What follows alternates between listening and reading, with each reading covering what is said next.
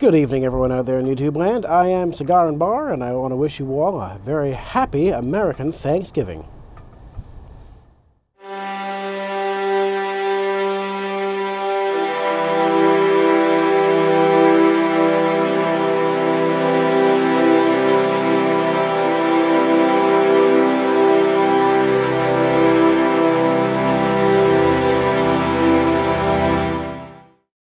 Hello, I am James from Cigar and Bar, and I am Canadian, and I have already celebrated Thanksgiving last month, but I wanted to give a shout out to all my American viewers out there and give you a chance to see what I thought about the LJ Peretti Thanksgiving Day Blend 2021. This has been a recipe unchanged since it was originally introduced.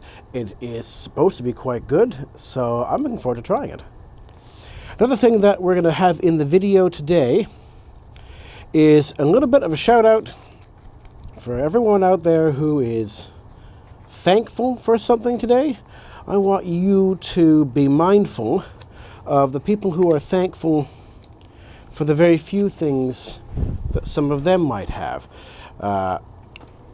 It is a holiday that is defined by plenty for a lot of people, and particularly plentiful in food. In my experience, some of the food from Thanksgiving is my favorite part of the holiday. And I wanted to really be thankful this year for what I had available to me.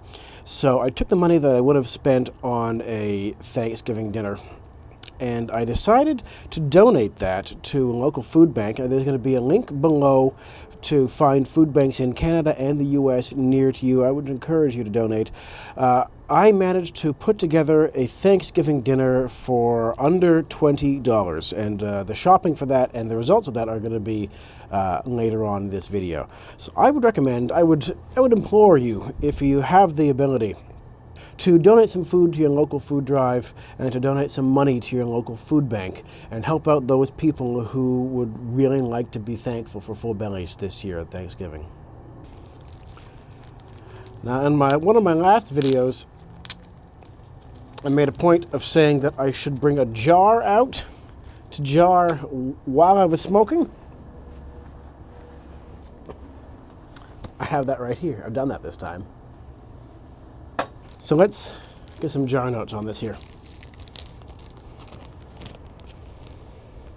It's raisiny and sweet. I can smell the rum and the fruit. It's supposed to be a little bit of tropical fruit in there, almost like a pineapple-y kind of citrus twang.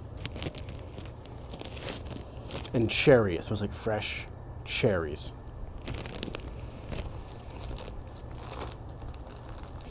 For being so fresh, it seems fairly dry in the package.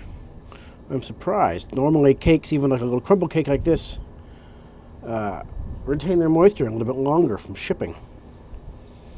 So I'm going to get this into the jar right away.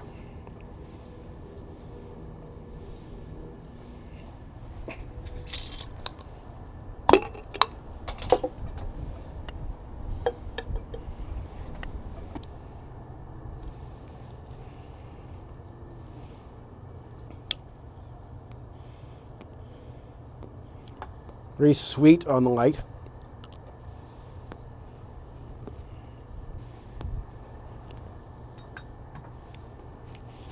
Light spice on the retrohale.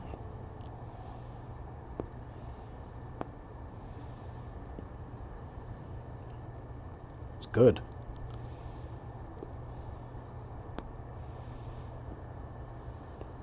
I'm reluctant to call an American blend an English, but that's what it tastes like to me.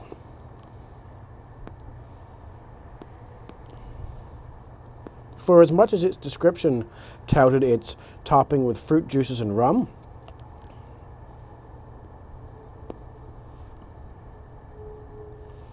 it's just a nice, cool spice with subtle fruit. And the rum, you can definitely smell it on the jar, but not so much in the bowl. At least not yet, maybe.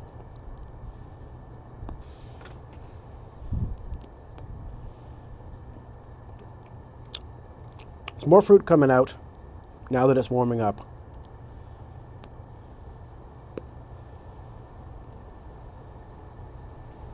Hard to pick out a fruit. I just say that it's fruit. It's fruity. It's nice. One thing to note is that while I'm recording this video on American Thanksgiving on November 25th, the first part of the video where I prepared the dinner was for the Canadian Thanksgiving back in October, which was pre-Movember. So it's going to be a bit of a hard cut. You're going to get the beard back with the scraggly hair before my haircut, and then cut back to me here with the mustache, which doesn't really come in much more since the last time I posted about it. So as far as this Thanksgiving dinner challenge that I set for myself, I went out to scrounge up some coins from my bedside table and my change jar in the hallway, and scrounge up all my empties and return them, and whatever I had at the end of that, I wanted to not exceed that much in putting together a full traditional Thanksgiving dinner. And I did this at the Dollarama. Now, those of you in Canada will be familiar with the Dollarama. The Dollarama is just one of our more popular or more prevalent dollar stores. Let's jump right into my Thanksgiving dinner challenge and see how I did. Step 1, return empties. Okay, that netted me $10.20, and scrounged up with a couple more dollars I managed to pull out of my change jar at home. Let's go into the Dollarama and do some shopping for dinner.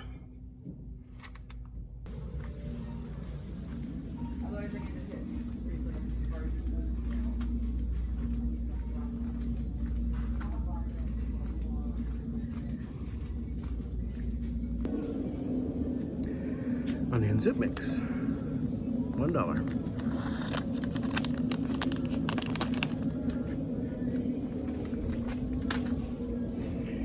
Broccoli cheddar rice, bit of a splurge, $2.50. Chestnuts, $1.25.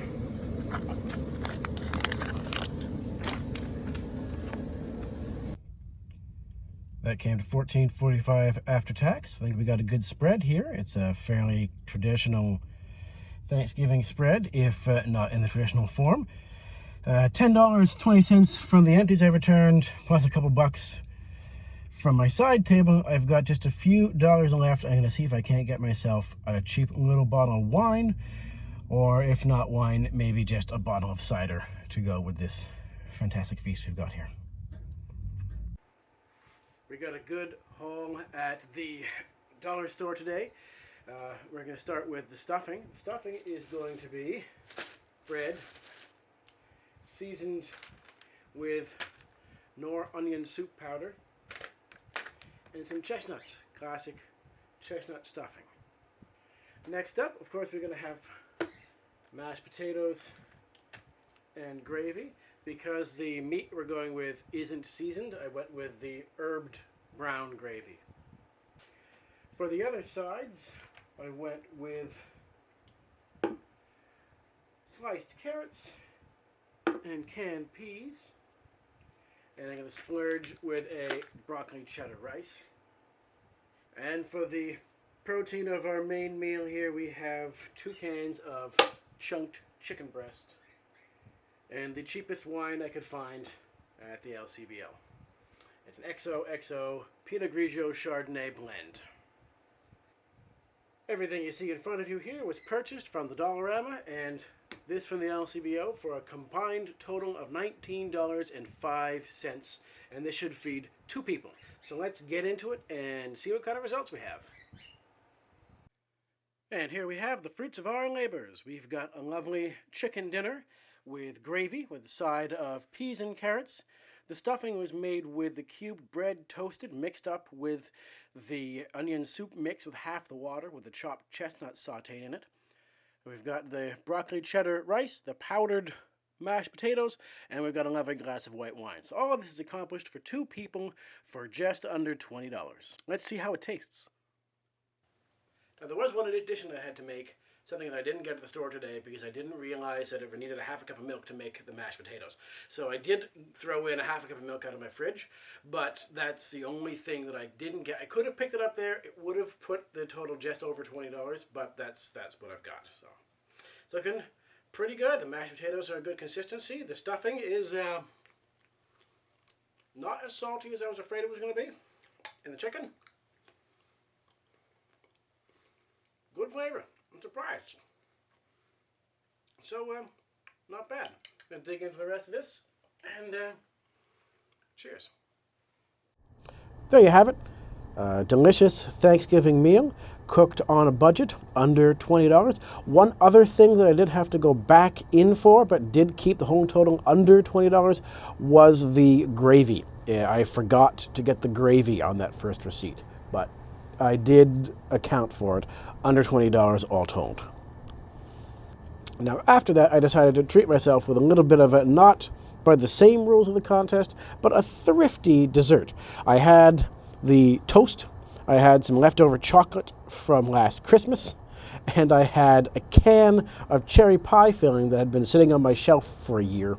And I decided to put those together and make a kind of rudimentary cherry pie by wetting the white bread before putting it in the oven so I could mold it into itself into a frying pan. I'm going to put a picture on the screen here so you can see it, see how my results were. It tasted pretty good.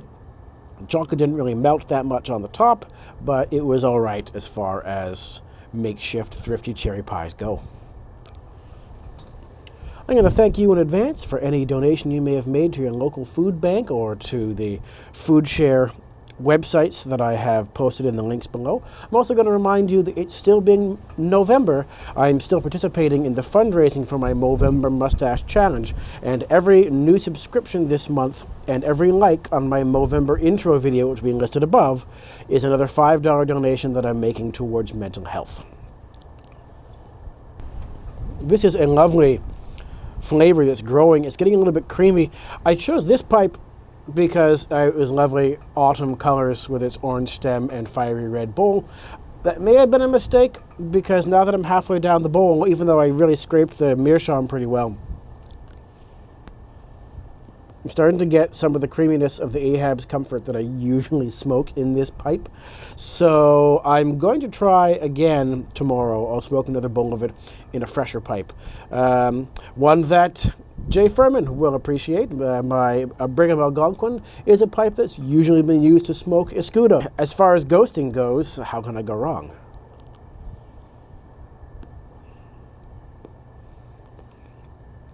That being said, this is a truly lovely smoke, and I recommend anyone try and go out and get a little bit. I'm not sure if there's any left this year. I'm not sure if any is going to show up in a subsidiary market, but next year they do release the batch every year on November the 1st. Us up here in Canada can't purchase it on the website. We need to wait to phone in an international order. It is worth it. I would do it again.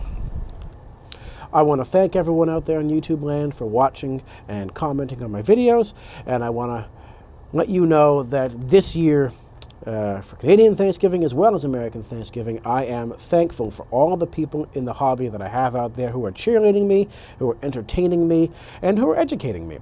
It really is a good community to be a part of, and I'm really excited to see what new things come up for the month of December and beyond. I am Cigar and Bar. This has been a special Thanksgiving edition of Pipe Corner. Cheers.